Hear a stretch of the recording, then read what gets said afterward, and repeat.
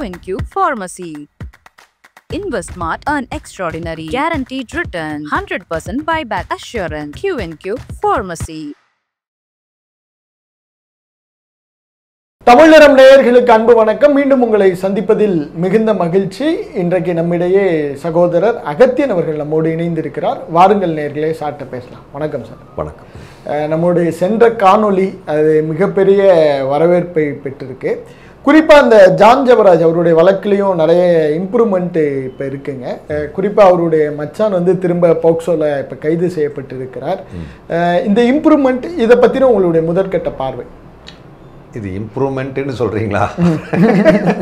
அவர் மாற்றதும் பண்ணாலுமே அவர் வழக்கில் ஒரு இம்ப்ரூவ்மெண்ட் வழக்கில். ஆமாம் ஆமாம் ஆமாம் ஆமாம். அதாவது அவரும் இந்த தப்பு பண்ணியிருக்கிறாரு அப்படின்னு இவர் சொல்லியிருக்கிறதாக சொல்கிறாங்க. ஆக்சுவலாக ஓகே ஓகே ஆமாம், தெரியல அவர் பண்ணாரா இல்லையா, இதெல்லாம் நீ ரிசல்ட் வந்து இந்த தீர்ப்பு வந்தது பிறகு தான் நம்ம எதையாவது சொல்ல முடியும். மற்றபடி வந்து அந்த வாக்குமூலம் வந்து கமிஷனர் காவல் ஆணையர் என்ன சொல்றாங்க அப்படின்னா, இந்த சிறுமிகள் கொடுத்த வாக்குமூலத்திலிருந்து நாங்க இதை இது பண்ணியிருக்கிறோம்.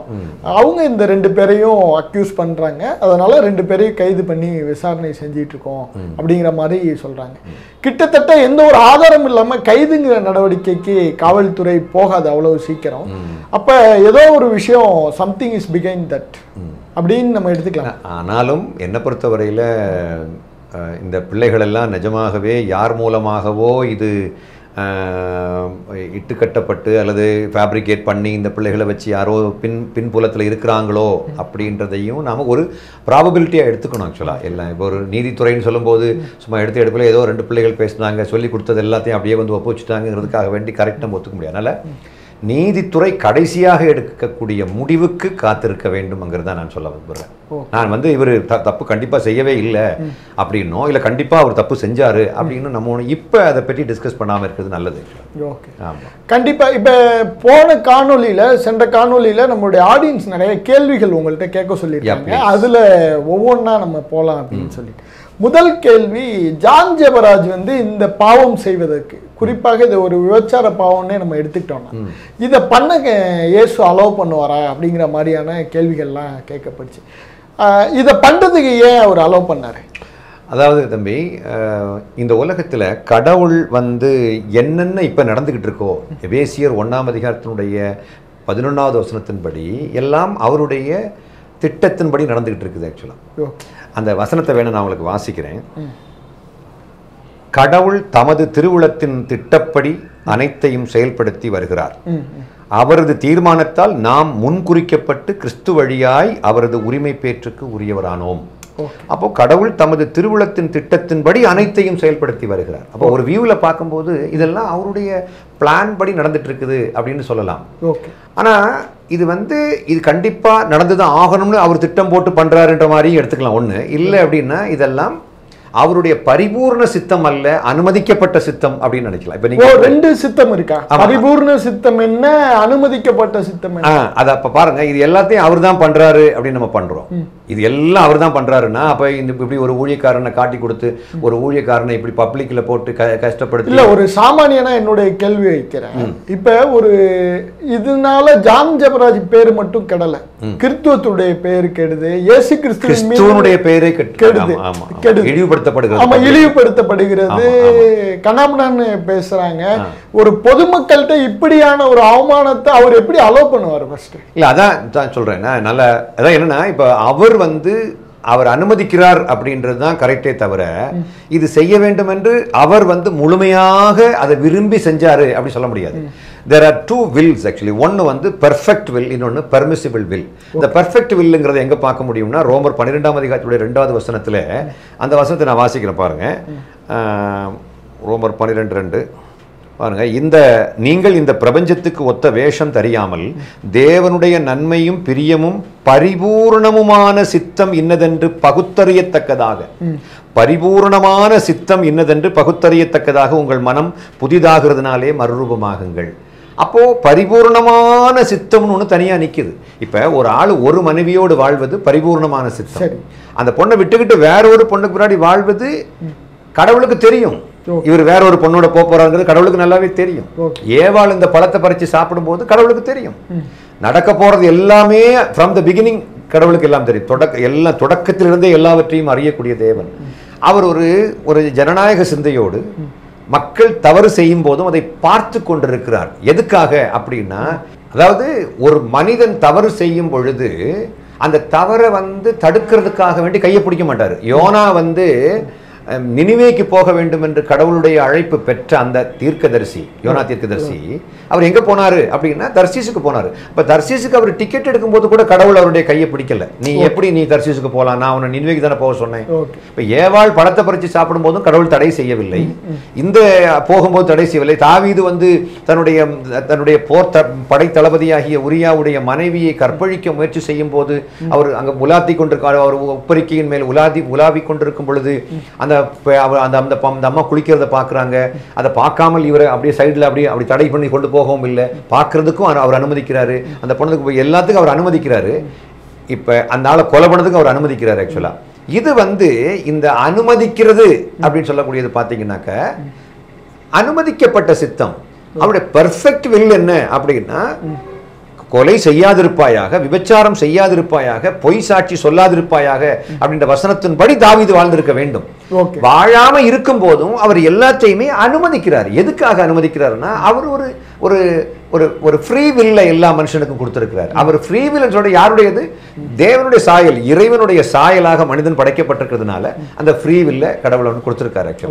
அதன்படியாக அவன் தவறு செய்கிறான். அந்த தவறுல அவன் தவறு செய்ய எதுக்கு அனுமதிக்கிறாரு?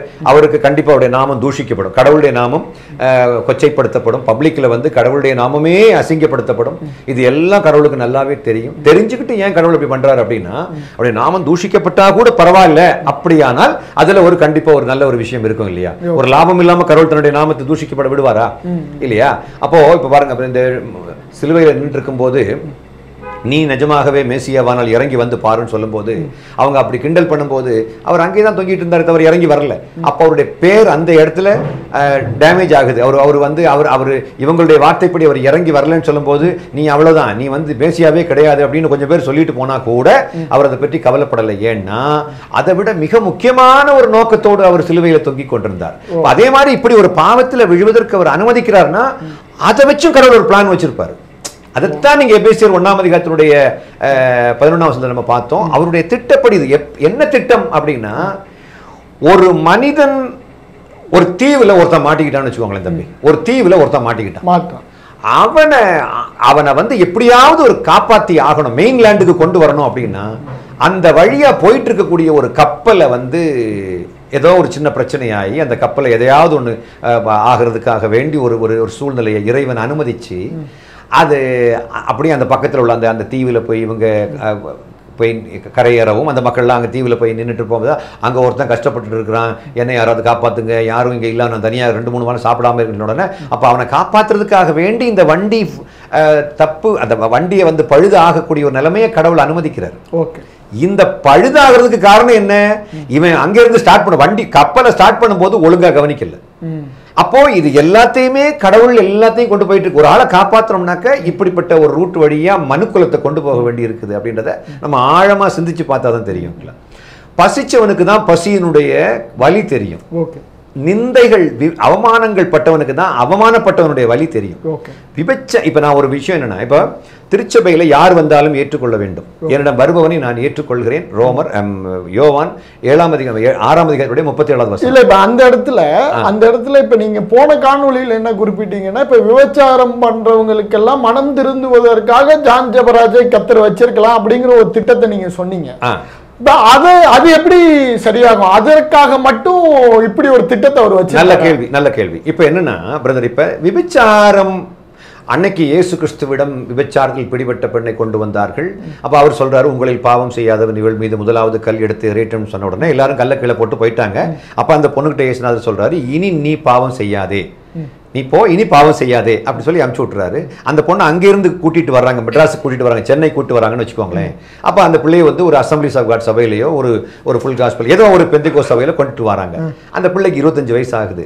இந்த சபையில உள்ள பாஸ்டருடைய சன்னோ அல்லது அந்த ஊழியக்காரர் சுவிசேஷ ஊழியக்காரருடைய சன்னோ அல்லது சபையில் இருக்கக்கூடிய யூத் விங் லீடரோ அல்லது அந்த யூத் டீம்ல இருக்கக்கூடிய யாராவது ஒரு பையன் இப்படிப்பட்ட உலகம் முழுக்க விபச்சாரின்னு தெரிஞ்ச ஒரு பொண்ணு, முன்னாள் விபச்சாரி, இந்நாள் கர்த்தருடைய பிள்ளை, அப்படிப்பட்ட ஒரு பொண்ணை கல்யாணம் பண்ணக்கூடிய மன முதிர்ச்சி உடையவர்கள் இன்னைக்கு வரைக்கும் யாராவது நீங்க கண்டுபிடிச்சிருக்கீங்களா அப்படின்னா இல்ல, யாரையும் பார்க்க முடியல.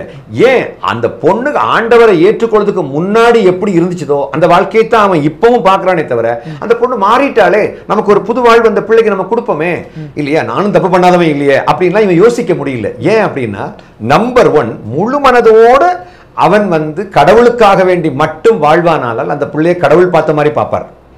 ஒரு பிள்ளைய கடவுள் பார்த்த மாதிரி பார்த்தா, ஆனா சமகால வாழ்க்கைக்கு அது அவ்வளவு ரிலேட்டபிளா இருக்காதுல்ல. இல்ல அப்படி இல்ல, நான் என்ன சொல்றேன், அப்படிப்பட்ட முதிர்ச்சிக்கு திருச்சபையினுடைய வாலிபர்கள் உயர வேண்டும் நான் சொல்ல வர்றேன்.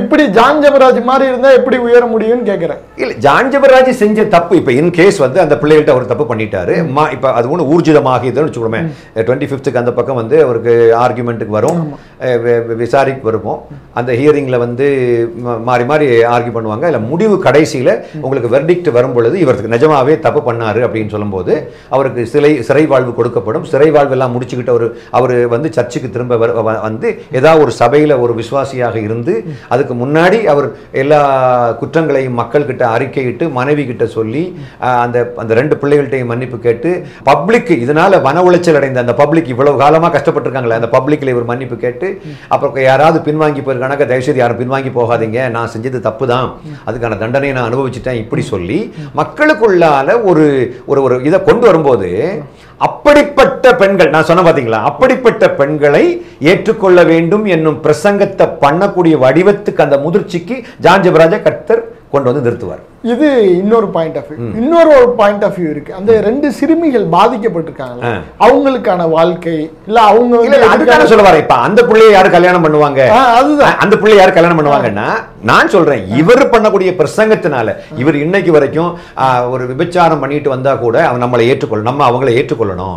ஒரு கையும் மையமாக பிடிபட்ட ஒரு பெண்ணை இயேசு கிறிஸ்து ஏற்றுக்கொண்டாரே, அப்ப அப்படி இயேசு ஏற்றுக்கொண்ட பிள்ளையை போல ஏற்றுக்கொண்டாரு, மன்னிச்சு அதுக்கு ஒரு மறுவாழ்வு கொடுத்தாரு. அப்ப அதே மாதிரி நாமளும் ஒரு மறுவாழ்வு கொடுக்கக்கூடிய ஒரு முதிர்ச்சிக்கு நாம் வளர வேண்டும் அப்படின்றதை இவர் புரிய வைக்க இவர் பேச பேச பேச அப்படிப்பட்ட பிள்ளைகளுக்கும் அப்படிப்பட்ட நாம அவரு இந்த பிள்ளைகள் தப்பு பண்ணல, புரிஞ்சுட்டீங்களா, அவர் தான் தப்பு பண்ணியிருக்காருன்னு சொல்லும் போது அந்த பிள்ளைகளை ஏன் ஏற்றுக்கொள்ளக்கூடாது அப்படின்ற ஒரு முதிர்ச்சி இளைய சமுதாயத்துக்கு உருவாகும். எல்லாத்துக்கும் பின்னாடி கடவுள் ஒரு திட்டம் வச்சிருப்பாருன்னு நான் சொல்ல வரேன். இது ரொம்ப ஆழமா யோசித்து பார்த்தா தான் நமக்கு தெரியும் ஆக்சுவலா கடவுளுடைய திட்டம் இல்லையா. அவர் என்ன செய்கிறார், அவருடைய ஞானம் அளவில்லாத ஞானம், அனந்த ஞானமூர்த்தி. அவர் இந்த உலகத்துல என்ன செய்ய நினைக்கிறாருங்கிறதெல்லாம் நம்மளால ஒரு நிமிஷம் கூட ஒழுங்கா யோசித்து பார்க்க முடியாத அளவுக்கு திட்டங்கள் வைத்திருப்பார். கடவுளே இல்லைங்கிற கொள்கை உருவாவதற்கு கடவுள் அனுமதிச்சிருக்கிறார். இது அனுமதிக்கப்பட்ட சித்தம். பெர்ஃபெக்ட் வில் கடவுளை வணங்குவது, பெர்மிசிபிள் வில் கடவுளை இல்லைன்னு சொல்றது, இந்துக்களாக இருப்பது, விக்கிரகத்தை வணங்குவது, கடவுள் இதுதான் கடவுள், அந்த விக்கிரகம் கடவுள், இந்த விக்கிரகம், இதெல்லாம் பெர்மிசிபிள் வில். பெர்ஃபெக்ட் வில் கடவுளை மட்டும் நாம் வணங்குவது. தூய்மையாக வாழ்வது பெர்ஃபெக்ட் வில், அசுத்தமாக வாழ்வதற்கு நம்ம அதிலிருந்து விலகி நம்ம போறதெல்லாம் பெர்மிசிபிள் வில். இந்த பெர்மிசிபிள் வில்லில் தான் பாத்தீங்கன்னாக்கா பாவம் அடங்கி இருக்கிறது, துணிகரமான பாவம், தெரிஞ்சு பாவம் பண்றது, தெரியாம பாவம் பண்றது எல்லாம் இந்த பெர்மிசிபிள் வில்ல இருக்குது. பர்ஃபெக்ட் வில்னு சொல்லக்கூடியது தெரிஞ்சு நான் இந்த தப்பு பண்ணக்கூடாது அப்படின்னு சொல்லி அந்த பாவத்துக்கு விலகி வாழ்வது பெர்ஃபெக்ட் வில். பசிச்சவனுக்கு தான் பசிக்க வலி தெரியும்னு சொல்லுவாங்க. தலைவலியும் வயிற்று வலியும் வந்தவனுக்கு தான் அந்த அவனுக்கு தான் அந்த வலி தெரியும். இப்ப திடீர்னு சார் எனக்கு தலை வலிக்குது சார், எனக்கு கொஞ்சம் ரெஸ்ட் எடுக்கணும் போல தோணுதுன்னா, நீ தூங்க விரும்புற, அதுக்காக வேண்டி தலைவலின்னு சொல்ற, தலைவலின்னு ஒண்ணு உண்டாயா அப்படின்னு ஒரு ஆள் சொல்றாருன்னா அவருக்கு தலைவலி வரல அப்படின்னு அர்த்தம். தம்பி உங்களுக்கு இப்ப லேபர் பெயின்னா என்னது அப்படின்னு கல்யாணம் பண்ண எனக்கு தெரியாது, என் மனைவிக்கு தெரியும். எனக்கே தெரியாத லேபர் பெயின் கல்யாணமே பண்ணாத டேனியலுக்கு எப்படி தெரிய போகுதுன்னு நினைக்கிறீங்க? தெரியாது. அப்ப லேபர் பெயினை பற்றி தெரிஞ்ச ஒரு பெண்மணி தான் பார்க்காத ஒரு பெண்மணியுடைய லேபர் பெயினை பற்றி தெளிவா தெரிஞ்சு வச்சிருக்காங்க. ஆனா கிட்ட அந்த பெண்மணிக்கு பக்கத்துல படுத்திருக்கக்கூடிய அந்த புருஷனுக்கு அந்த லேபர் பெயின் புரிய முடியாது. ஏன்னா அவருக்கு அந்த பெயின் வரல. அதே மாதிரி நல்ல அன்பை பற்றியெல்லாம் ரொம்ப பரவசமா பாடுவாங்க, பாட்டு பாடுவாங்க, அன்பே கல்வாரி அன்பே எல்லாம் இவங்க பாடுவாங்க. ஆனா அப்படி அன்புக்காக ஏங்கக்கூடியவனுக்கு அன்பு கொடுக்கின்ற முதிர்ச்சிக்கு திருச்சபை வளர்ந்து விட்டதா என்று கேட்டால் அந்த முதிர்ச்சிக்கு நம்ம எல்லாம் இன்னும் வளரல. அதுக்கு திருச்சபையும் பொறுப்பல்ல. ஏனென்றால் ஊழியக்காரர்கள் அதை பற்றி பேசவில்லை. ஏனென்றால் ஊழியக்காரங்களுக்கு அதை பற்றி பேசுறதுனாலே ஏதோ ஒரு பெரிய ஆபத்து மாதிரி அவங்க ஃபீல் பண்றாங்க. சத்தியமா அறிவிக்கல. இல்ல தம்பி, ஜாதியினால பாதிக்கப்பட்டவன கல்யாணம் பண்ணணும் அப்படின்னு நான் சொல்றேன். உடனே இவன் எஸ்சியா இருப்பானோ, அல்லது இவன் பொண்டாட்டி, இவன் ஏதோ எஸ்சியை கல்யாணம் பண்ணிக்கிட்டு எங்களை தலையெல்லாம் எஸ்சியை கட்டுறதுக்காக வேண்டி நம்ம தலையில எஸ்சியை கொண்டு கட்டுறான் அப்படின்ற மாதிரி சொன்னவங்க எல்லாம் உண்டு. இப்ப நான் இப்ப ஒரு ஒரு ஒரு யாருமே இல்லாத ஒரு அனாதைக்கு நான் வாழ்க்கை கொடுக்கும் பொழுது அவன் வாழ்க்கை கொடுத்தது போல நமக்கு வாழ்க்கை கொடுக்கணும் அப்படின்னு நம்மளை கட்டாயப்படுத்துறான் அப்படின்னு சொல்லக்கூடியவங்க இருக்க தான் செய்யறாங்க. அதே மாதிரி இப்ப அகத்தியன் என்பவர் வந்து இந்த மாதிரி ஒரு ஒரு ஜான் ஜெபராஜுக்கு சப்போர்ட் பண்றாருன்னா அகத்தியன் பிரதரும் பொம்பளைங்கள்ட்ட தப்பா நடந்திருப்பாரு, அல்லது அகத்தியன் பதில் ஜான் ஜெபராஜ் கிட்ட காசு வாங்கினாரு இப்படிலாம் சொல்றவங்க இருக்காங்க. நான் கேட்கிற கேள்வி, இயேசுநாதர் அகத்தியன் பதில்கிட்ட ஜான் ஜெபராஜ் கிட்ட அகத்தியன் காசு வாங்கி இருப்பாரு அப்படிதான் நான் பேசுறேன் அப்படின்னா, அப்ப அந்த விபச்சாரத்துல பிடிபட்ட பெண்ணுகிட்ட ஆண்டவர் காசு வாங்கிட்டு தான் உங்களுக்கு உங்களில் பாவம் செய்யாதவன் இவள் மீது முதலாவது கல் எடுத்து எறியட்டும் சொல்லியிருப்பாரா? இல்லையா? அவர் பாவியை ரட்சிக்க வந்தவர். எனக்கு நான் ஒன்னே ஒன்று சொல்ல பிரதர், நாம் வாழ்வோர் நமக்கென்று, அதாவது 2 கொரிந்தியர் 5ஆம் அதிகாரத்துடைய 15வது வசனம் சொல்லுது, வாழ்வோர் இனி தங்களுக்கென்று வாழாமல் தங்களுக்காக இறந்து உயிர் பெற்று எழுந்தவருக்காக வாழ வேண்டும் என்பதற்காக அவர் இறந்தார் என்று பைபிள்ல போட்டிருக்கு. நான் திரும்ப சொல்றேன், வாழ்வோர் இனி தங்களுக்கென்று வாழாமல் தங்களுக்காக இறந்து உயிர் பெற்று எழுந்தவருக்காக வாழ வேண்டும் என்பதற்காக அவர் இறந்தார் அப்படின்னு 2 கொரிந்தியர் 5:15 சொல்லுது. அப்போ நாம் அவருக்காகத்தான் வாழ்வோமானால் நம்முடைய நோக்கங்கள், எண்ணங்கள், ஏக்கங்கள் எல்லாம் எதுவாக இருக்கும்? அவருடைய நோக்கமாக இருக்கும். அவருடைய நோக்கம் என்ன? பாவிகளை ரட்சிப்பது. அப்ப நான் எதற்காக உயிரோடு இருக்க வேண்டும்? பாவிகளை ரட்சிப்பதற்காகத்தான் உயிரோடு இருக்க வேண்டும். அதுல ஏதோ ஒரு விங்கில நான் செயலாற்ற வேண்டும், எப்படியாவது பாவி ரட்சிக்கப்படணும் என்கிற ஏக்கம் நமக்குள்ள இருக்கும். இப்ப ரொம்ப பேர் வந்து இப்படி எல்லா பாவத்தையும் செய்ய விட்டுட்டாருனாக்கா, அகத்தியன் வந்து அவர் செஞ்ச பாவத்தை எல்லாத்தையும் மறைக்க பார்க்கிறார். நான் எந்த பாவத்தையும் மறைக்க பார்க்கல. தப்பு செஞ்சால் அவருக்கு பனிஷ்மெண்ட் உறுதியாக கொடுக்கப்படும். ஆனால் அவர் உறுதி செய்யப்படாத ஒரு குற்றத்தை, யோசேப்பை வந்து சிறையில் அடைச்சாங்க. பழைய ஏற்பாட்டில் யோசேப்பை சிறையில் அடைச்சாங்க, பார்வோனுடைய அரண்மனையில் சிறையில் அடைச்சிருக்காங்க.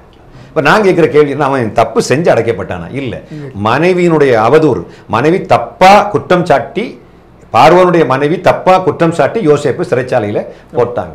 அதை கடவுள் காப்பாற்றினார். அதே மாதிரி நிரபராதிகளை என்றைக்காவது ஒரு நாள் கடவுள் காப்பாற்றுவார் அப்படின்னு தான் நான் நினைக்கிறேன். இல்ல, இப்ப இதுல இருந்து எனக்கு ஒரு கேள்வி மட்டும் வருது. என்னன்னா, குற்றம் ஒரு பக்கெட்டு, இன்னொரு பக்கெட்டு பாவ மன்னிப்பு. இது ரெண்டத்தையும் சரியா புரிஞ்சுக்கலையோ? ஏன்னா இந்த குற்றத்திற்கான பதிலா பாவ மன்னிப்பை கிறிஸ்துவர்கள் வைக்கிறது பொது மக்கள்கிட்ட இவங்க ஏதாவது தப்பு பண்ணிட்டு பாவ மன்னிப்பு கேட்டு, இப்ப ஜான் ஜெபராஜ் வந்தாரு, கத்தட்ட மன்னிப்பு கேட்டாருன்னா சரியாயிடும். இத வந்து ஒரு பொதுமக்கள் ஆக்சுவலா கடவுள் பாவத்தை எதுக்கு மன்னிக்கிறாருங்கிற பர்பஸை நம்ம புரிஞ்சுக்கணும்.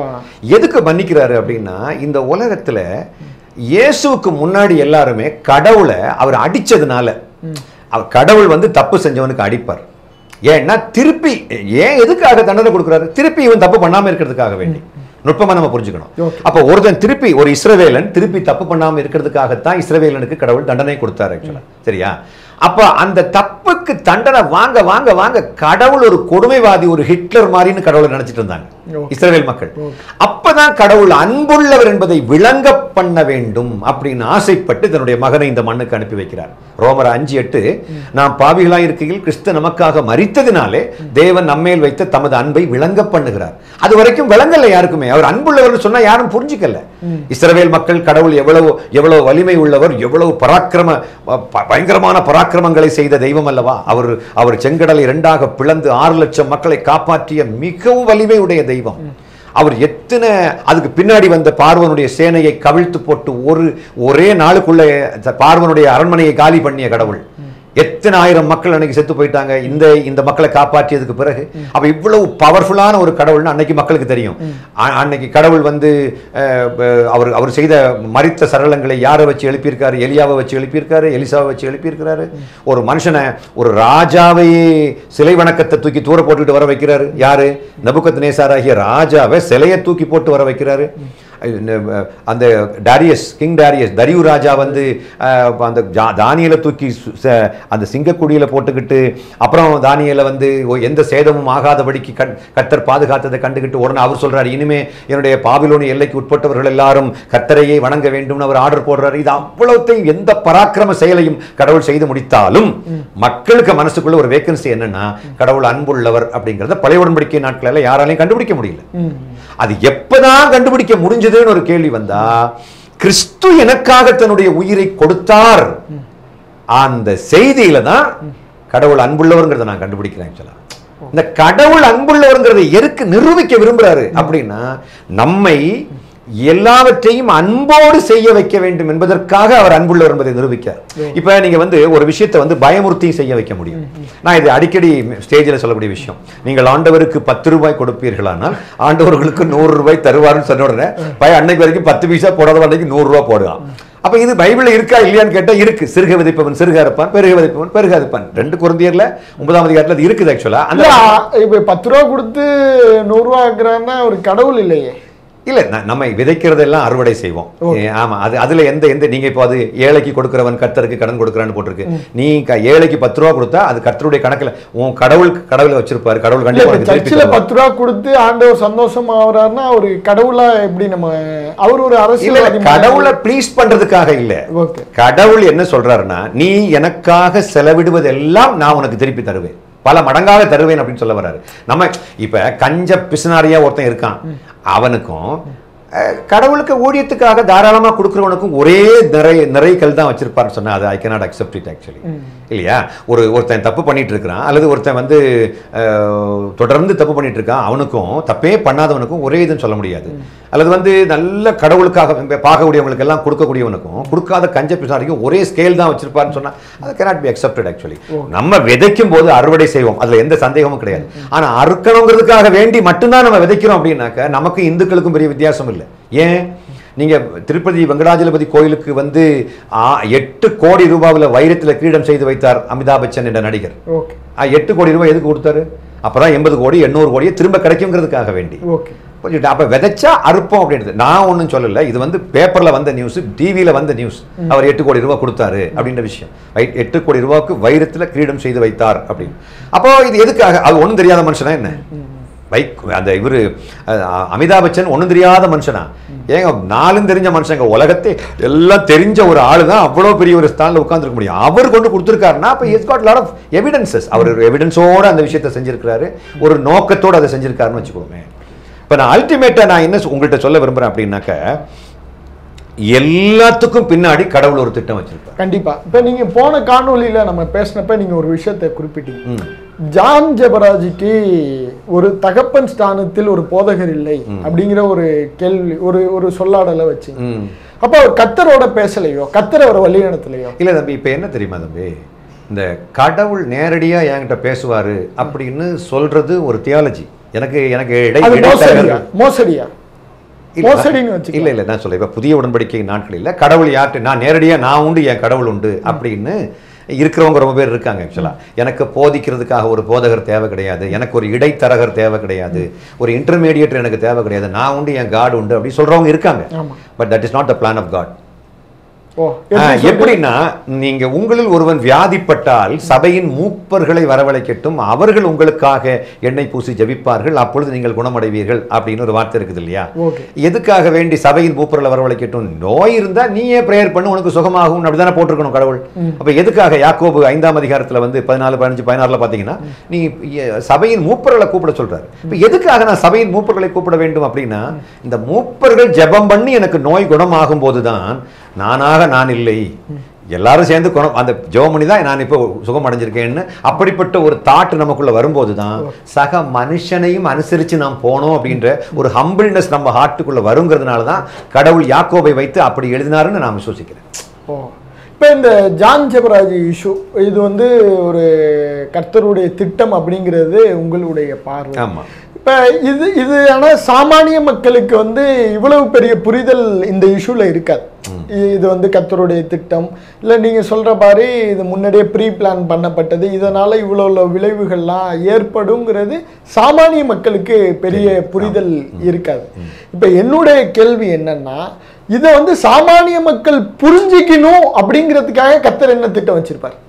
இல்லை, என்னை பொறுத்தவரையில் இங்கே சாமானியமான மக்களுக்கு புரிஞ்சுக்கிறதுக்காகத்தான் லெகுவாக்குறார் இந்த ப்ராசஸை. இப்போ நான் சொன்னோம்ல, விபச்சாரம் பண்ணிட்டு இதே சென்னை மண்ணில் விபச்சாரம் பண்ணிட்டு அதை விட்டு வெளியே வர முடியாமல் எவ்வளோ பேர் இருக்காங்க. ஒரு எடுத்துக்காட்டு, நான் இதுவரைக்கும் விபச்சாரமே பண்ணது கிடையாது, நான் ஒரு சபையில் ஜுப்பா வேட்டி போட்ட பாஸ்டர், ஒயிட் அண்ட் ஒயிட் போட்டிருக்கேன், நான் குப்பை தொட்டியில் விழுந்து கிடக்கக்கூடிய ஒரு பையன், நாத்தம் பிடிச்சி அவன் குளிச்சே ரொம்ப நாள் ஆச்சு. அப்படிப்பட்ட ஒரு பையனை ஒரு ஒயிட் அண்ட் ஒயிட் போட்ட ஒரு ஜிப்பா வேட்டி போட்ட ஒரு பெந்தகோஸ்ட் பாஸ்டர் வந்து தோளில் தூக்கி சுமந்துட்டு வரக்கூடியதெல்லாம் கற்பனை பண்ணி பார்க்க முடியுமா? அன்இமேஜினபிள். அவங்க உட்காந்து பிரசங்கமா பண்ணிட்டு இருப்பாங்க. ஆக்சுவலா நான் வந்து ஒரு குடிகாரன் தம்பி ஒரு விடவை பார்த்தீங்கன்னா, குடிகாரனுக்கு தோல்ல கை போட்டு நடக்கிறத எங்க ஊர்ல 2 பேர் பார்த்த உடனே நீ குடிக்க ஆரம்பிச்சிட்டியோ அப்படிலாம் சொன்னாங்க. அப்ப இன்னைக்கு இயேசுவே வந்தா கூட இயேசு ஒரு பொம்பளை பொறுக்கி அப்படின்னு சொல்றவங்க கூட கொஞ்சம் பேர் இருப்பாங்க. இவன் வந்து அந்த பொண்ணுகிட்ட பைசா வாங்கியிருப்பான், அந்த பொண்ணுகிட்ட அவன் படுத்திருப்பான், ஆனால்தான் இவன் இந்த பொண்ணு சப்போர்ட் பண்ணி பேசுறான் அப்படி சொல்லக்கூடியவங்க எல்லாம் கூட இன்னைக்கு கிறிஸ்டியன்ஸ்ல இருப்பாங்க. Because they don't know who is God, they don't know who is Jesus Christ. புரிஞ்சுட்டீங்களா? அப்போ இப்ப என்னன்னா, சாமானியமான மக்களுக்கும் புரிந்து கொள்ளத்தக்க விதத்துல கடவுளை பற்றி ஒண்ணுமே தெரியாத, பாவம் என்றால் பாவத்தினுடைய முழு வடிவமாக இருக்கக்கூடியவர்கள், பாவம் என்ற சாக்கடைக்குள்ளேயே பொழுதன்னைக்கு வாழ்ந்துட்டு இருக்கக்கூடியவங்களையும் காப்பாற்றுகின்ற வலிமையுடைய ஒரு சக்தி இந்த உலகத்தை படைத்த அந்த அகிலாண்டேஸ்வரனுக்கு உண்டு என்பதை நிரூபித்து காண்பிக்கின்ற ஒரு மிகப்பெரிய ஒரு நிஸ்தூலமான ஒரு சம்பவம் தான் பாவியினுடைய கடைசி நிலைமையிலிருந்து இவர் தூக்கியது போல அவனை வச்சு இன்னும் கொஞ்சம் பேரை தூக்கி எடுக்கக்கூடியது. இது நான் சொல்றது வந்து சாதாரண ஆட்களுக்கு புரியாது. தம்பி நான் சொல்லட்டுமா தம்பி, என்னை பசிக்கு இந்த குரானை நம்பக்கூடியவங்களுக்கு வந்து ஒரு இது இருக்கு சார், எங்களை வந்து 1 மாசம் கடவுள் பட்டினி, அல்லாஹ் வந்து 40 நாள் பட்டினி போடுறான், எதுக்கு தெரியுமா? அப்பதான் பசிச்சவனுடைய வலி எங்களுக்கு தெரியுங்கிறதுக்காக வேண்டி அப்படின்னு சொல்லுவாங்க. அது இஸ்லாமியர் சொல்ற வார்த்தை எனக்கு ரொம்ப பிடிக்கும். இஸ்லாத்துக்கும் எனக்கும் இஸ்லாத்துக்கு மேல எனக்கு ஏகப்பட்ட எனக்கு கான்ட்ரடிக்ஷன்ஸ் உண்டு. நான் சொல்லக்கூடிய கிறிஸ்தவ பைபிளும் நான் ப்ரொஃபஸ் பண்ணக்கூடிய பைபிளும் குரானுக்கும் ஏகப்பட்ட கான்ட்ரடிக்ஷன் இருக்குது. எனக்கு பிடிக்காத ரொம்ப விஷயங்கள் குரான்ல இருக்குது, எனக்கு பிடிச்ச ரொம்ப விஷயங்கள் குரான்ல இருக்குது. அதில் இவங்க சொல்றாங்கல்ல 40 நாள் நான் ஃபாஸ்டிங் இருக்கிறதுனால தான் பசிச்சவனுடைய வலி எங்களுக்கு புரியுது அப்படின்னு அந்த பாய் சொன்னக்கூடிய வார்த்தை வந்து எனக்கு ரொம்ப ரொம்ப சந்தோஷமா இருந்துச்சு கேட்கும்போது. ஆமா இல்ல, அப்போ நான் எதுக்காக வேண்டி ஒரு பசிச்சவனுடைய பசியை புரிஞ்சு கொள்றதுக்காக வேண்டி நான் எதுக்கு பண்ணி கிடக்கணும் அப்படின்னு சொன்னா, இல்ல சார் அதான் சார் உண்மை, எல்லா மக்களுக்கும் தெரியும். ஒரு செய்யாத குற்றத்துக்காக வேண்டி நீங்க சிறைச்சாலையில் இருக்கும்போது எவ்வளவு வலி அனுபவிங்கிறது யோசேப்புக்கு நல்லா தெரியும் இல்லையா? கடவுளுக்கு பேச்சை கேட்டுக்கிட்டு பாதி போய் எங்கேயும் வேற ஏதோ இடத்துக்கு டிக்கெட் எடுத்துக்கிட்டு போகும்போது அது எவ்வளவு பெரிய பிரச்சனையை கொடுக்குங்கிறது வந்து யோனாவுக்கு நல்லா தெரியும். அப்ப அவர் பார்க்கக்கூடிய மக்கள்கிட்ட வந்து இந்த டாபிக்ல தெளிவா பேசுவார். இயேசு எனக்கு தெரியவே தெரியாதுன்னு ஒருத்தன் மறுதளிச்சான் தெரியுமா? அந்த பேதுரு, எனக்கு இயேசுவை தெரியவே தெரியாதுங்க மறுதளிச்ச அந்த பேதுருவிட்ட ஏதாவது அப்போஸ்தலர்கள் போயிட்டு இவன் வந்து கடவுளை மறுதளித்தவன் அப்படின்னு சொன்னாக்கா பேதுரு என்ன சொல்வாரு? சரி நம்ம அவனுக்காக ஜோம் பண்ணுவான், நானும் தான் மறுதளிச்சிருக்கேன், இப்ப என்ன கடவுள் என்ன ஏத்துக்கிட்டார்ல, அது மாதிரி அவனை ஏத்துக்குவாரு. இப்ப என்ன இப்ப பிரச்சனை? ஜோமனும் அவன் பாவம் ஒன்றும் தெரியாதவன், அவன் வந்து நான் உயிருக்கு பயந்து அவர் தெரியாதுன்னு சொன்ன மாதிரி அவன் உயிருக்கு பயந்து சொல்லிட்டு நடக்கான், அவன் நம்ம தம்பி தான், இல்லை நீ வா உட்காரு ஜோமனுவோம் அப்படின்னு அவன் ஜோமனார். அப்போ இது என்னன்னா, கிறிஸ்து கொண்டு வந்த ரெக்கவரி ப்ராசஸனுடைய உச்சக்கட்டம் என்னன்னா இதுதான். அதுக்கு விடுவார், அது விட்டு கொடுப்பார். இல்லைன்னா இவன் இந்த பெருமையில நான் பாவம் செய்யாதவன் என்று சொல்வதிலேயே ஒரு பெருமை இருக்கிறதுன்னு சொல்ல வர்றேன். நான் பாவம் செய்யாதவன், அப்பழுக்கற்றவன், நிஸ்தூலமானவன், நிர்மலமான இதயத்துக்கு சொந்தக்காரன் சொல்லிக்கிட்டு ஒருத்தன் கொம்புல உட்கார்ந்துருப்பான் தெரியுமா? அந்த பெருமையிலிருந்து ஒருத்தன் தன்னை கீழே விழ வைக்கக்கூடிய வலிமையும் கடவுளுக்கு உண்டுங்கிறத இங்க கடவுள் நிரூபிச்சு காமிக்கிறார். நிறைவா இப்ப இந்த இவருடைய ஜான் ஜெபராஜோட இந்த இஷ்யூல அடுத்த கட்டம் அவருடைய திட்டமா என்ன இருக்குங்கிறது நீங்க அவருடைய திட்டம், இது ஒரு நல்ல கேள்வி. அதாவது அவருடைய திட்டம் என்ன இருக்கும் அப்படின்னா, ஜான் ஜெபராஜ் வந்து ஒரு குழந்தையை போல நடந்தது எல்லாவற்றையும் ஒத்துக்கொண்டு, ஒரு குழந்தை ஒத்துக்கொள்வது போல, அதனால பைபிள்ல போட்டிருக்கு, நீங்கள் சிறு பிள்ளைகளை போல் ஆகாவிட்டால் நீங்கள் விண்ணக ராஜ்யத்தை சுதந்திரிக்க முடியாதுன்னு சொல்லிட்டாருங்களா? அப்போ பரலோக ராஜ்யத்தை சுதந்திரிக்க வேண்டுமானால் ஒரு குழந்தையை போல மாற வேண்டும். மத்தேயு 18ஆம் அதிகாரம் 2-3 வசனம். அதில் பார்த்தீங்கன்னா அந்த குழந்தைய போல இவர் செஞ்ச தப்பை ஒத்துக்கிட்டு நான் செஞ்சதெல்லாம் தப்பு தான் அப்படின்னு நான் ஏற்கனவே சொன்னேன் இல்லையா, அந்த தியோடர் வில்லியம்ஸ் அப்படின்னு சொல்லக்கூடியவர் அது எப்படி ஒத்துக்கிட்டாரோ அதே மாதிரி ஒத்துக்கொண்டு, இது ஒன்றும் பெரிய தப்பு ஒன்றும் கிடையாது. ஏன்னா இந்த ஆடியன்ஸ் யாருமே இங்கே உத்தமன் யாரும் கிடையாது. ஆக்சுவலாக இவர் சொல்ல போறாரு, ஆடியன்ஸுக்கு உத்தமர் யாரும் கிடையாது. ஆக்சுவலாக அங்கே ரொம்ப பேர் ட்ரால் பண்ணுறதுக்காக வேண்டி 2-3 பேர் உட்காந்துட்டு பேசிட்டு இருக்கிறாங்க. இந்த உலகம் முழுக்க ட்ரால் பண்ணுறதே அதை வச்சே வருமானம் பார்த்து அதை வச்சு பணக்காரங்களாக மாறினவங்களாம் கூட இருக்காங்க. ஆக்சுவலாக ஆனால் என்ன பொறுத்தவரையில் அப்படி அவங்க சம்பாதிக்கிறது நல்ல வருமானம் கிடையாது. எப்படி சம்பாதிக்கணும் அப்படின்னா, கடவுளுடைய ஆசீர்வாதத்தை நல்லது செஞ்சு சம்பாதிக்கணும். நான் சொல்றது புரியுது இல்லையா? அப்போ என்ன பண்ணணும் அப்படின்னா, அவர் கன்ஃபைன்மெண்ட் எல்லாம் முடிஞ்சு, அவருடைய பனிஷ்மெண்ட் எல்லாம் முடிஞ்சு வெளியே வந்ததுக்கு பிறகு நம்முடைய மனைவிட்ட மன்னிப்பு கேட்டு, எப்போ நான் தெரியாமல் பண்ணிட்டேன், அப்படின்னு சொல்லிட்டு மனைவிட்ட மன்னிப்பு கேட்டு இந்த பொண்ணுகிட்ட உள்ள கனெக்ஷன் எல்லாத்தையும் கம்ப்ளீட்டாக வேண்டாம் சொல்லி இந்த ரெண்டாவது ஒரு பொண்ணு கூட இருந்தார்ல அது கம்ப்ளீட்டாக அதை பிளாக் பண்ணி இந்த நம்பர்லாம் பிளாக் பண்ணி அந்த பொண்ணோட பேச்சுவார்த்தை இல்லை அதை கம்ப்ளீட் ஏமா முடியாதுமா நம்ம இனிமேல் தொடர்பு கட் பண்ணிடுவோம் முடிஞ்சு போச்சு அவ்வளோதான் சர்ச்சுக்கு வரையா வந்துட்டு போ பட் ஆனால் இது சம்மந்தமாக இனி என்ன அப்ரோச் பண்ணாத அப்படின்னு சொல்லிட்டு அவர் ஒரு விசுவாசியாக இருந்து அப்போ ஊழியக்காரனா உடனே எடுத்த இடத்துல ஊழியக்காரனை மாறக்கூடாது மாற முடியாது ஏன்னா மக்கள் அவரை அப்படி ஒன்றும் ஈஸியாக ஏற்றுக்க மாட்டாங்க கடவுளால் ஏற்றுக்கொள்ளப்பட்டாலும் மனுஷர் ஏற்றுக்கொள்வது கொஞ்சம் டைம் ஆகும் ஆக்சுவலாக அது கொஞ்சம் காலம்தான் பதில் சொல்லும் கடவுளுடைய கிருபை தான் பதில் சொல்லும் ஆக்சுவலாக கடவுள் ஒரு தனி மனுஷனை பயன்படுத்துவதற்காக வேண்டி ட்ரை பண்ணும்போது மக்களுக்கு இது அவ்வளோ விஷயம் தெரிஞ்சு போச்சுல்ல இப்போ ஒன்றும் வேண்டாம் நான் இஸ்லாத்துக்கு போக போகிறேன் 2000 பேரோடு சேர்ந்து நான் இஸ்லாத்துக்கு போக போகிறேன்னு சொன்ன உடனே நான் அப்படி சொல்லிட்டு இல்லைங்க நான் போய் சொல்லிட்டேன் அப்படி சொன்ன உடனே அடுத்த நாள் என்னை ஊழித்து கூப்பிட்டாங்களா என்ன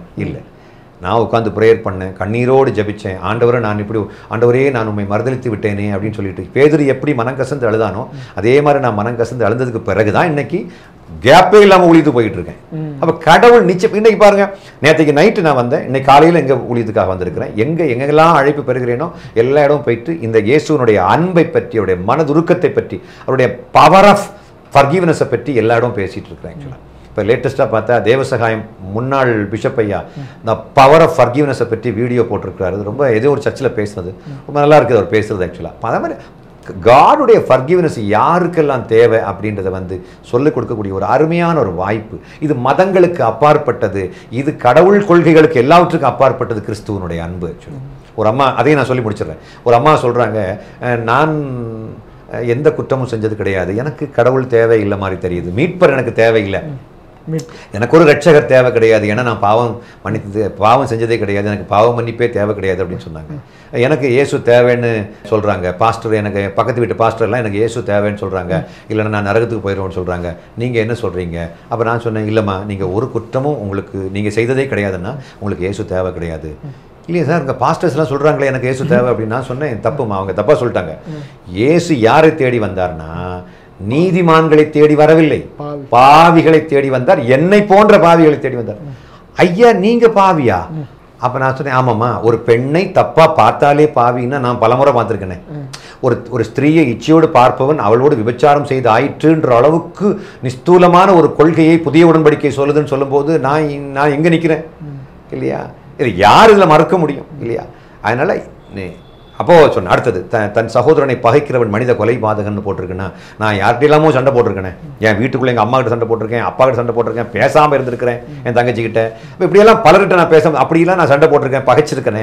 அப்படி இருக்கும்போது நான் எப்படி அப்போ நானும் கொலை பண்ண மாதிரி தானே அதுவும் ஈக்குவல் தானே கொலைக்கு ஈக்குவல் தானே அப்படின்னு நான் சொன்னேன் அதனால் உங்களுக்கு தேவையில்லைம்மா நீங்கள் ஒரு ஆம்பளையை கூட தப்பாக இது வரைக்கும் பார்த்ததே கிடையாது நான் பார்த்துருக்கேன் அதனால எனக்கு இயேசு என்ற ரட்சகர் தேவை பாவ மன்னிப்பு தேவை ஏன்னா நான் பாவம் செஞ்சுருக்கிறேன் உங்களுக்கு இயேசு தேவையே கிடையாது என்று நான் உண்மையே சொல்கிறேம்மா உங்களுக்கு தேவையே கிடையாது ஒரு அந்த அம்மா சொல்கிறாங்க இல்லை சார் எனக்கு தேவை மாதிரி தெரியுது சார் அது எப்படி பாவ மன்னிப்பு பெற்றுக்கொள்றதுன்னு அந்த ப்ரொசீஜரை கொஞ்சம் சொல்லிக் கொடுங்க சார் அப்படின்னு சொன்னாங்க நான் சொல்கிறேன் இல்லைம்மா நீங்கள் குற்றமே செய்யலாமா இல்லை சார் நான் குற்றம் செஞ்சுருக்கேன் சார் அப்போ நான் ப்ரொசீஜரை சொல்லிக் கொடுத்தேன் நீ இயேசுநாதர்கிட்ட வரலன்னா செத்து போயிடுவேன் நீ நரகத்துக்கு போயிடுவேன் நான் யார்ட்டையும் சொல்லதே கிடையாது இயேசு யாரை தேடி வந்தார்னா பாவம் செய்தவர்களை தேடி குற்ற மனசாட்சியோடு ஒருத்தன் இருப்பான் தெரியுமா அவனுக்கு இயேசு தேவை எந்த மதமா இருந்துட்டு போ நீ எந்த மதமா இருந்துட்டு போ எந்த கங்கையில மூழ்கியும் உனக்கு பாவ மன்னிப்பினுடைய நிச்சயம் வரலையா come to Jesus he will really save you and he will really restore you and I want to confirm this கடைசியா நான் சொல்றேன் இந்த எந்த உளையான சேற்றில் கிடக்கிறவங்களை இயேசு கிறிஸ்து ஒரு புதுவாழ்வு தந்து அவனை மறுமலர்ச்சி அடைய செய்ய முடியும் என்ற வார்த்தையை நான் இங்கே பதிவு செய்ய விரும்புகிறேன் இப்போ அவருக்கு எதிராக சொல்லப்பட்ட வார்த்தைகள் ரொம்ப பேர் உட்கார்ந்து அவருக்கு எதிராக பேசிட்டு இருக்கிறாங்க கொஞ்சம் பேர் பிளைண்டாக அவருக்கு சப்போர்ட் பண்ணிட்டு இருக்கிறாங்க நான் என்ன சொல்கிறேன் அப்படின்னா தம்பியை சப்போர்ட் பண்ணவும் வேண்டாம் தம்பிக்கு எதிராகவும் பேச வேண்டாம் அவர் தப்பு செஞ்சால் நீதித்துறை அவர் தண்டிக்க போகுது வெளியில் வந்தது பிறகு அவர் மன்னிப்பு கேட்டு மனம் பொருந்த வேண்டும் தட்ஸ் இட் கொஞ்சம் பேர் என்கிட்ட சொன்னாங்க நீங்கள் பேலன்ஸ்டாக பேசுகிறீங்க அப்படின்னு சொன்னாங்க கொஞ்சம் பேர் நீங்கள் எப்படி அந்த அம்மாவுக்கு எதிராக பேசலாம் அப்படின்னு கேட்குறாங்க கொஞ்சம் பேர் நீங்கள் எப்படி ஜான் ஜெபராஜுக்கு எதிராக பேசலாம் அப்படின்னு கேட்குறாங்க ஐயா நான் யாருக்கு எதிராகவும் பேசலை யாரை சப்போர்ட் பண்ணி பேசலை அந்த ஒரு சேனலில் பேசும்போது பெண் தவறு செய்தாலும் ஆண் தவறு செய்தாலும் தவறு தான் புருஷன் உயிரோடு இருக்கும்போது வேற ஒரு பையன் கூட அந்த பொண்ணு போச்சுன்னா தப்பு அல்ல மனைவி உயிரோடு இருக்கும்போது வேற ஒரு பொண்ணுக்கு முன்னாடி புருஷன் போகிறான்னா அதுவும் தப்பு தான் ரெண்டும் விபச்சாரம் தான் ரெண்டும் பண்ணவே கூடாது ஆக்சுவலாக according to the Bible according to the new கவர்னன்ட் அப்படின்னு சொன்னேன் ஸோ பார்க்கலாம் 25ஆம் தேதிக்கு பிறகு எப்படி எல்லாம் நடக்குதுன்னு எனக்கு தெரியும். கண்டிப்பா உங்களுடைய இவ்வளவு செய்திகளை உள்ளடக்கி ஒரு செறிவான ஒரு நேர்காணலை எங்கள் நேயர்களுக்கு தந்தீங்க. உங்களுடைய வாய்ப்பிற்கும் இந்த நேரத்திற்கும் நெஞ்சார்ந்த நன்றிகள் sir. Thank you. Q&Q Pharmacy. Services available: medicine, optical, diagnostics, audiology. Q&Q Pharmacy.